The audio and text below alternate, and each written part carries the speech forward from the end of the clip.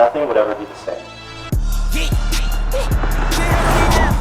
We do it all, we changing the laws, they thinking about taking me down. We didn't put bulletproof all on the cars, I told them bring 80 more rounds. I put baguettes on all of my dogs, they fall, they making a sound. I'm on the yacht with a bad dot, we got the streets in the headlock. Try to creep through the backyard.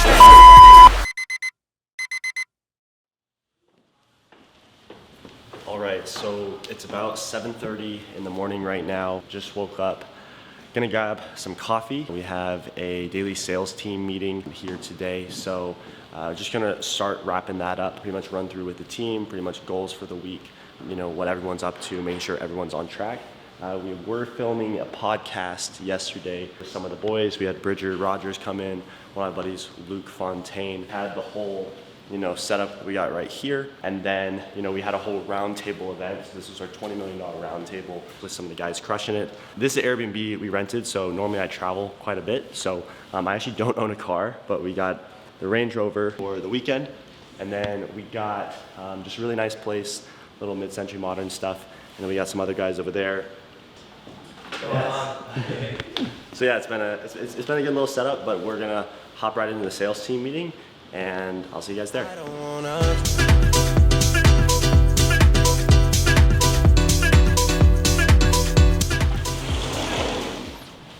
Ah, it's cold. Well, so we're gonna head to the gym right now. It's not really a typical day. Normally, most of my day is really just meetings, and we're hiring a lot of people right now. So we're really just onboarding a lot of team members and really just setting in all the infrastructure to really scale. So we're kind of in this growth stage right now, but kind of for our whole YouTube thing, wanted to invite a bunch of people out to the house, and now we're gonna go hit the gym. So head on to the car. I think the biggest thing that I've learned from working out over the past 8 years or so. So I played baseball for a little bit, but over the last 8 years, going to the gym consistently has just taught me a lot of discipline. And I think when it comes to business or making money online, and you're gonna go through so much failure. And I think the gym teaches you a lot about that, because we got a cat. Oh, we got a cat. I have ADD too, so I feel like the gym teaches you a lot about discipline when it comes to running a business, or running a sales team, or just taking sales calls, anything like that. Discipline's the biggest thing, because you just have to show up when it fucking sucks. So I don't really have any desire to go to the gym today. We're gonna go still get some reps in, and yeah, see you guys there.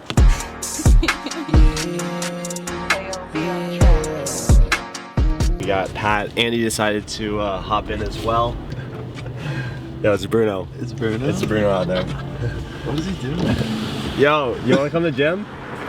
Let's roll. Are you gonna call? You gonna say call? Okay, let's rip it, bro. I was running the half marathon to impress a girl that I flew out to California for. Oh, no. and she ended up not being into me. Really? But I finished that marathon, even though at mile 8, I got shin splints, and I had to walk the rest. So I walked another 6 miles to finish that marathon, because winners never quit. Champions never quit. I finished last that day. Apparently having good running shoes is actually really helpful. So we pulled up at the gym. We pulled up at the gym. Pat and Andy did not want to go work out, so they're grabbing food, but we're gonna go hit some chest, back, and buys. Kind of been slacking this week, honestly, because just a lot of stuff, moving parts at the house. But we're gonna go in, do chest, back, buys. Bruno's gonna kick my ass, and we're gonna have some fun. I be in a loop, she be in a group. Brody want a friend, throwing alley-oop. Turn something to nothing, bro, I'm living proof. How can I lose when we the who's? Alright, so we just wrapped up at the gym. We're gonna head back to the house. We have some food coming. I think Luke picked up barbecue, and then we gotta prep for the party mastermind tonight. So the boys packed light. They're doing a little shopping. So tonight is an all black attire, and I actually don't have any black, but what's tonight? Tonight is a little shindig that we have. Who are we celebrating? At the Airbnb. We're celebrating Woody's first child. And a little Dior, a little Cartier for my boy. We're celebrating. The valleys. Bruno, what are we celebrating for yours? Kekoa just turned 30. You just hit your first billion. My first billion in pesos. It's a big day. Yeah, it's a big incredible. day. No, but we're just getting some clothes here. You know, typically I'm still, you know, working around this hour, but right now, like the biggest thing for the business and everything is just really scaling out the team. So, you know, this morning worked on hiring, went to the gym, got a lot of things locked in, and you know, we have payments coming in, students are winning, and now we're just kind of celebrating. So. Chest out of my skin smooth, I'm healthy. I'm in a mix and I'm handshaking, but most of y'all can't help me. Most of y'all ain't wealthy. Most of y'all just dress like it. Do you think to go viral you have to be controversial? Can you name anybody that's gone viral and become big without having to be? Like you have to be like Extreme. one extreme or the other. Do you have to? Can you name anybody that No. doesn't? I think if you were to just express your views though over a long period of time, there would be things that you don't maybe consider controversial but would be considered polarizing by mass audiences. It needs to be and polarizing be picked up. enough. Yeah, it needs to be polarizing enough where it's like I was talking to Luke about this, and it was like, you know, I went to a pretty good university, but it's like, do I feel like that's a necessary route? No, not at all. And most of the kids that we went to school with, you know, now are, you know, working jobs they hate, making, you know, $30,000, $40,000 a year, doing something they don't like, and the school costs 70 grand and like a year. And like we were on financial aid. Like it was cheaper to go to Vandy than my state school. But still, it's like, are you serious?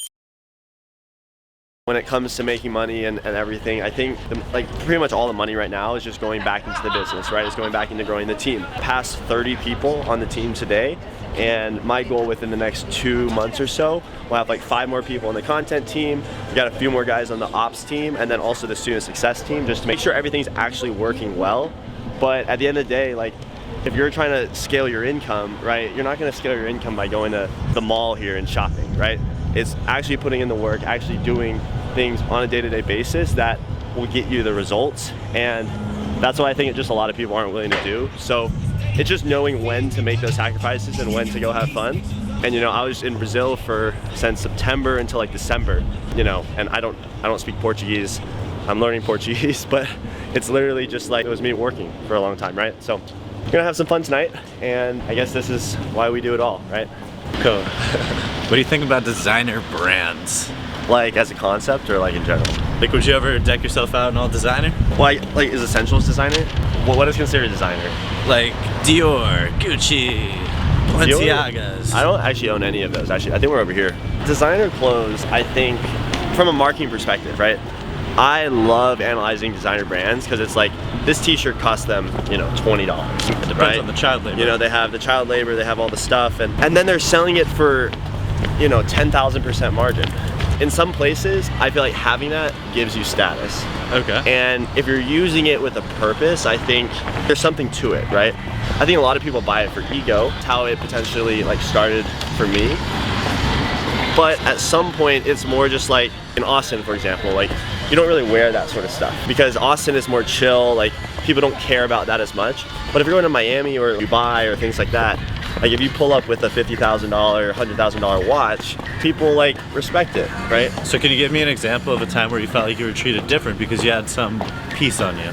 It's more the car, honestly. Yeah. Because at home, at the house, I'll drive a Honda there, like to the gym and whatnot. People love Hondas. Yeah. But like nobody takes a second look. Or like in Brazil, I don't have a car there and I don't own the car here. We just have, it's like a Kia or whatever. I like nice cars. At this point in my life, I just don't really need to own a car. When you pull up in a nice car, people respect you more. What's your favorite nice car? A Range. The Range Rover. Range, Bentley Bentayga. Yep. I like the Ferrari Romas too. One was the F8 Spider. That one was sexy. Just like, at the end of the day, like, buy what you want. And if you feel like you're genuinely getting value from it, but if you just start making a lot of money, what I would do is honestly spend it on experiences. Yeah. I spend it on travel. I spend it on taking care of your family. Like me and my mom just went out to Hawaii. I bought her a trip for her birthday. Went out to Hawaii, and that was the most time I've spent with my mother. Just a week, just us. Some things I just like because they're classy. This wallet, it's like a $1,000 wallet. Most people don't even know what this is, but I do, and I like it, and it makes me feel like good. But then this phone, it's like a, you know, I don't know. It's like the oldest iPhone. It's just not something I care about. I think it just depends on what you care about. Yeah. Right? All right. And now you're about to blow some money at Apple? No. I'm not buying anything here, but just got back to the house and just gonna knock out quick VSL, video sales letter. We're doing another launch pretty hard here on YouTube, new ads that we're shooting, and really just making sure everything's set in stone to help the team scale and grow here in February. We're just gonna knock this out before the event tonight, so see you guys there. Hey, look, long way from set to mezzo, me Tommaso and Ernesto, short rigor. Is this how you hold a martini glass? I don't know. I think so. So we got a little event tonight. It was a long day, long week, really so far. It's our all black, which I'm not actually really prescribing to. Funny story though. Bruno invited maybe 30 to 50 girls and a few guys. Entrepreneurs, sort of. And this was Wednesday. As we're picking him up from the airport, he actually decided to, actually do Hinge automation. So he has VAs, virtual assistants, swiping on Hinge, Tinder, and Bumble for him to pretty much arrange dates lined up for him here in Austin. So we have other cars pulling in now. So not sure who this is. It's the Credit Brothers. Credit Brothers. So we got some more guys. Yo, we'll put we'll put them down. We got here. Credit Brothers coming in. But yeah, it's gonna be a time. So yeah, let's head up. Wait, should we say hi to Credit Brothers? Yeah, should we say hi? Okay.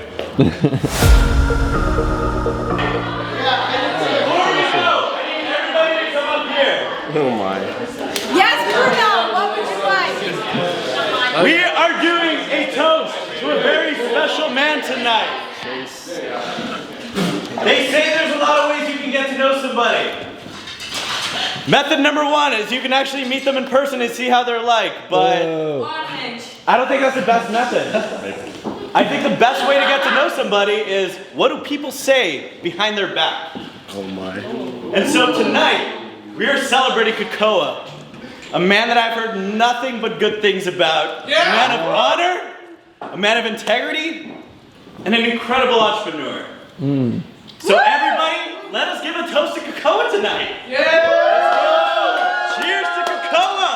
And Happy 30th birthday! Next thoughts on tonight. I can For everyone, next thoughts. Is it actually your birthday, girl? Where we going? It's a And the next thought, we're about to get a shit ton of Ubers and we're all headed out to Superstition. So everybody pound your drinks because we're headed out. Alright.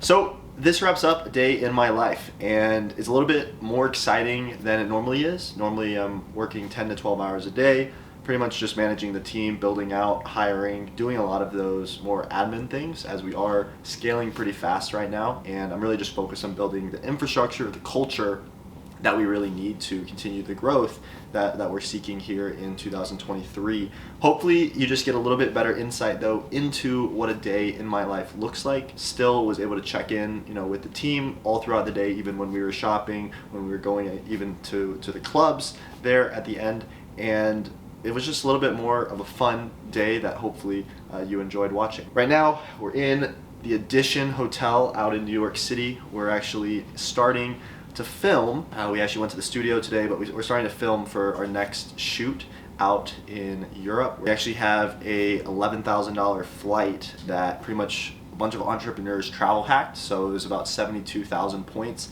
that actually go on this Emirates flight. Woody's on it too. He's behind camera here, and then we got 23, 30, something like that, just amazing people all meeting us there. So we're actually in New York City, in Times Square right now. Had a great chance to go, check everything out there, and really just kind of wrap it up now. So hope you enjoyed. I'll see you in the next one.